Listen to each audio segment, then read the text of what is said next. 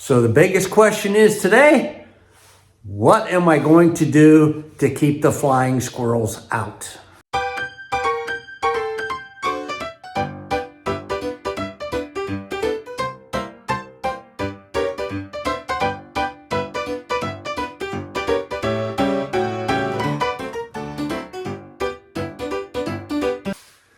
Hello, this is the old man with the plan. I'm at my homestead in my new room.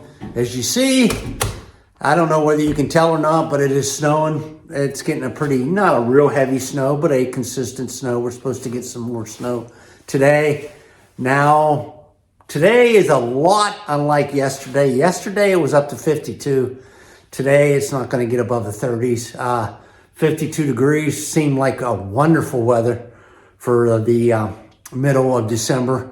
So I really enjoyed working outside yesterday. Today it's snowing, cold. It's time to move back inside. Now, I do have this new room and I can't put up the softened fascia yet due to the weather. I'm not going to get on ladders with an ice, and I'm not that comfortable on ladders to begin with. But I do have a problem with flying squirrels in here. I have problems in my old camp with them. I am going to try my best to seal this one up so I don't have the same issue with them in here. So the biggest question is today, what am I going to do to keep the flying squirrels out? You know, it's hard to get a real good picture, but you see I have a cathedral ceiling in here. And the softened fascia goes on the outside. That should keep a lot of the animals out, but around here, the animals seem to find ways to get in everything. Now, I'm going to give you a quick peek here. Now, these are to allow air to come up through along the earth or along the roof in between each roof joist. They allow the air to go up through so the insulation doesn't block it. It keeps the condensation from forming up there once we start heating, and the heat and the cold, you know how that breeds condensation. Now these will go up in here.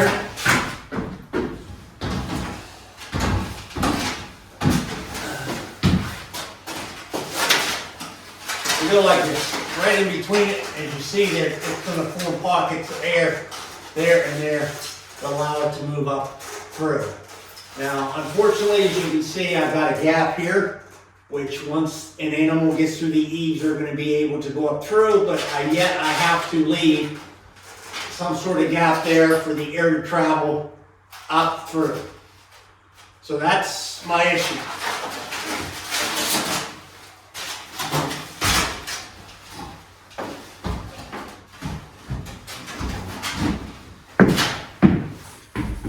Okay, so the big question is, do I really need to worry about whether animals can go up through there once I get the rest of the softened fascia on? They shouldn't, but in my experience over time, they've done that, and I want to make this place bulletproof. I really do. I've had a lot of issues with flying squirrels in the old camp. Trying to get them out is a real pain in the butt.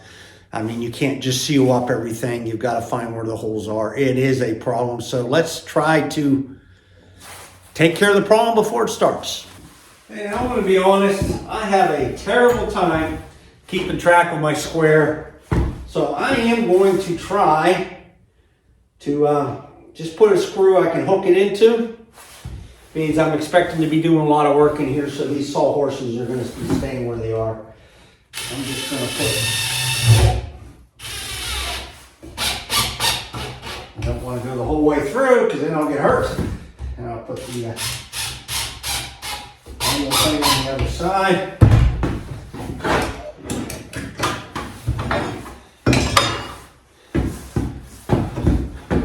Okay, I hope this works for me. I do have a heck of a time trying to keep track of this stuff. So maybe this is a little hint for somebody to try to make it easier. I get tired of looking around for things. It'd be nice to even have some place to put a tape measure, but I'll try to keep it on my belt. So let's get started.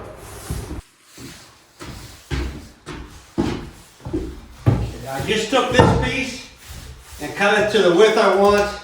It's longer than the other pieces, so I can basically use it for marking. I didn't turn the video on just to show you the cut, but that's all this board's going to be, is a marking board.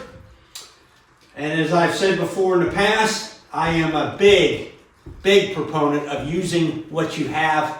I'm going to be using some of the waste pieces that the contractor that did the framing left. There's no sense in it going to waste, so that's what I'm going to be cutting up now. Starting to get cold, so I'm going to start my heater up. I did make a review of this on one of my videos. I'll put it up in the right hand corner. The next few steps are nothing more than to you see that one's cut the length. This one I'm marking. I'm going to cut to the width. I'll rip it up through there, and then I will cut it to length. And this process I'll just repeat about 13, 14 times.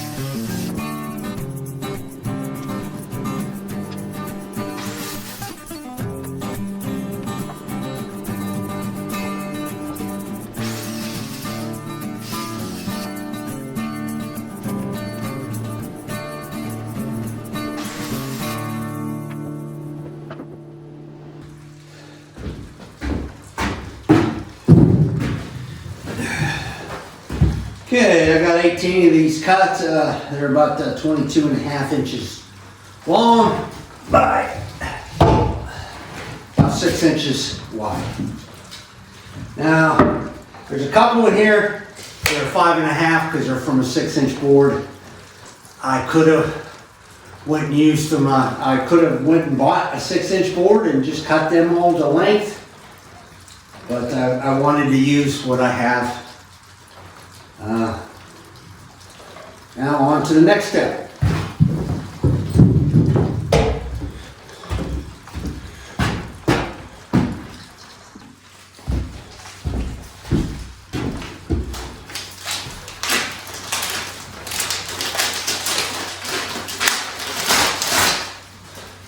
Now, as you see, hopefully you can see, it's just hardware cloth, 1/2-inch holes. Now you'll get to see me struggle taking the wire out of this roll of mesh here. I had a hard time. I had to start cutting it and pulling it out. You'll see the string come out. I finally did get it apart, but it was not easy, and then I had to unroll it and try to get it flat. Watching myself on video, it was kind of humorous on watching me fight this thing. Especially when I try to fight it to start getting it laid out right. It gave me a heck of a time.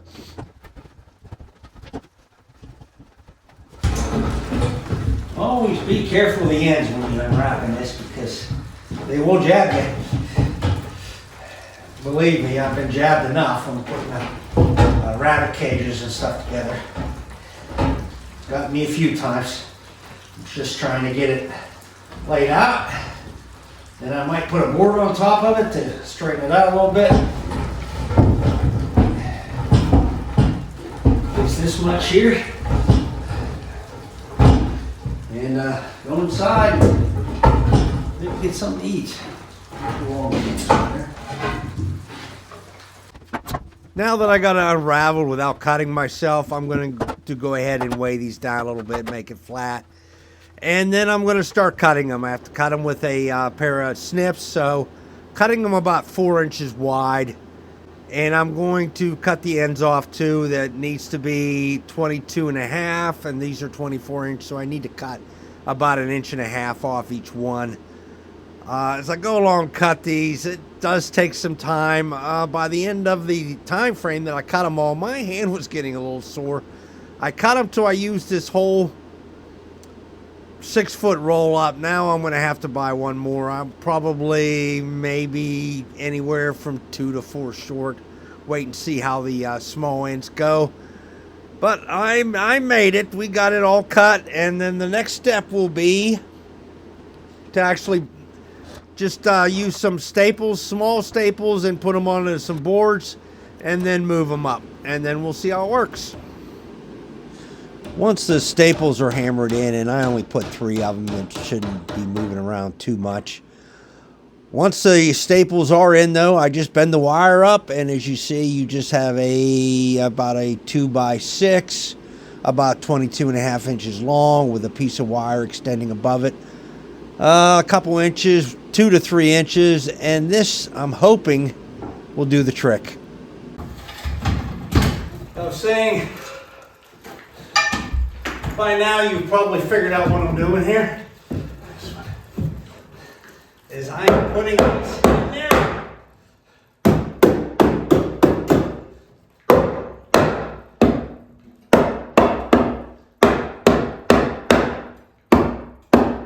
Tight fit would be good news.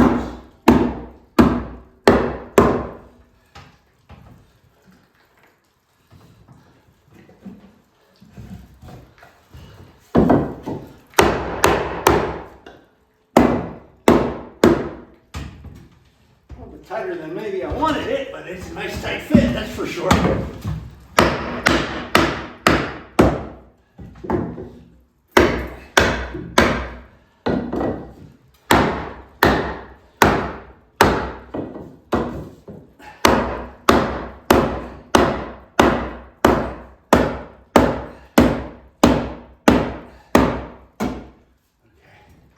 This is a tight fit. This right here is a board I made, kind of a guide. This is how far in I have to get that board. So as you see, I got a little ways to go.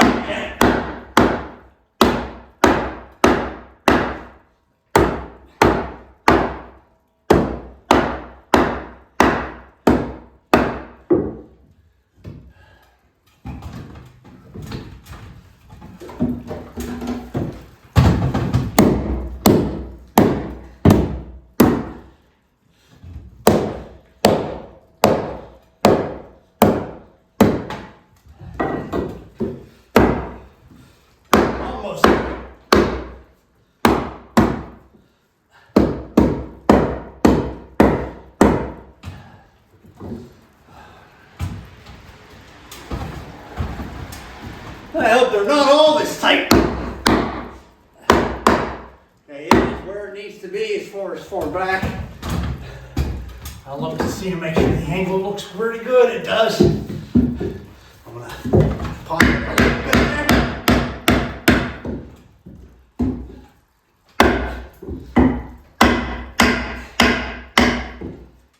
I think maybe I'll pre-fit them after this. I said it's flush here, so I know that's how far back I want it. And I'll give you a close-up. Right here, I'm just going to put a couple screws in it because I forgot my nail gun.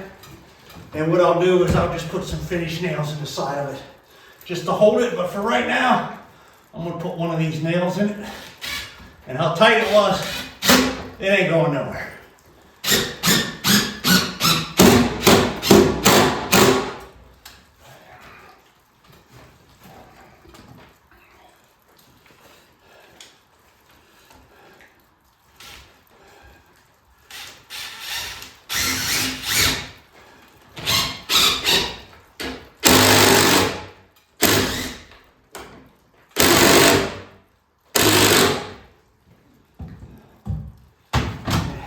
Be next one there, but I'll bring you up here so you get a close-up of it.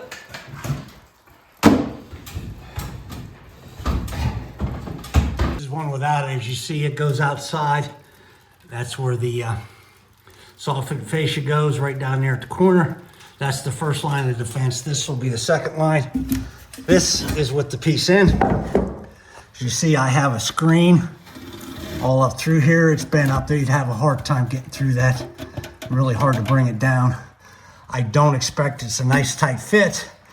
Plus, it will help save a little bit of the heat while I'm working. Now, this piece over here, I put it in. It didn't go in nearly as rough. I think I'll start fitting those pieces before I actually put the screen on them, just to make sure. Now, you see there, I put the piece down that actually allows the airflow to go through there. As you see, the insulation will go right up against this and into there, but it won't go into that. So it'll be good shape there. Now I just have to put that one of these pieces up. I don't even know what they're called, but they allow the airflow up on the roof. I'm going to put that on right now.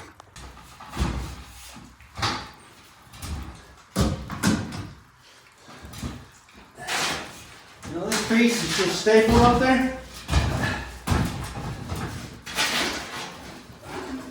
I'll make sure that's down there, at least kind of at a 90 there. Looks good. And then I can put this piece in. You want these to go up because they prevent it from collapsing when you put the insulation on. Put it all the way down, so down to the middle here. And then, that's the right spot. I'll go ahead and put a couple staples in it.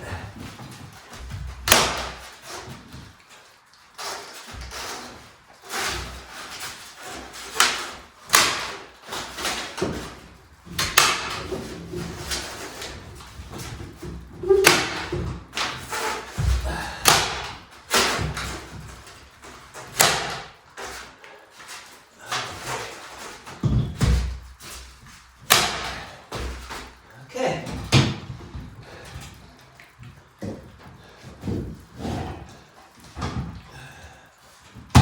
This piece will go down there. Like I said, I think I learned my lesson. I'm going to fit these in there before I put the screen on. There's probably a little bit of a difference in between each one. Hard to get them exactly at 22 and a half in between. And that's what I cut each piece, but I didn't want to have to measure each one, but it looks like I'm going to at least have to dry fit.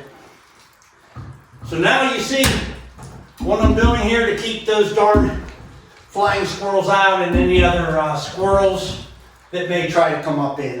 These holes are 1/2 inch. I don't know whether a mouse can probably squeeze through it. They can squeeze through about anything, but this will prevent the animals I've been having the most troubles with. And in this way I still have a nice airflow that will go up through there and keep my roof nice and condensate free and dry, so it'll last a good long time.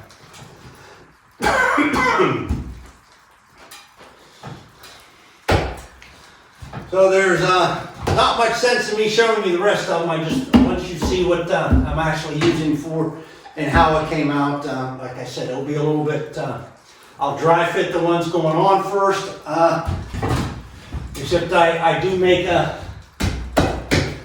some guides to help me get the right distance. I have something else to help me pull it out. I am going to start dry fitting those so I don't have as much trouble pounding that in as I did that one. But it's going to help. I don't know whether it's really needed or not. If you think I'm wasting my time, go ahead and tell me in the comments. So far, nothing's really costing me that much. I did have to buy the screen. I got 14 pieces. I need 16 to 19 pieces, so I'm going to have to buy another small roll, and those were $7. So it's not too much. The wood was already here. It's scrap wood. It would have just been thrown away. I'm a saver or a junker, or I save too much stuff sometimes, but I save and reuse. But I'm moving it forward on this homestead. Once I get this out, I gotta start getting the beams up and over. That's gonna be my next one, or the next couple. As you will see, I'll have to make the beams. So that's coming up too. So please stay tuned and keep an eye out as I build this little room out and make it a homestead, a place where I can live.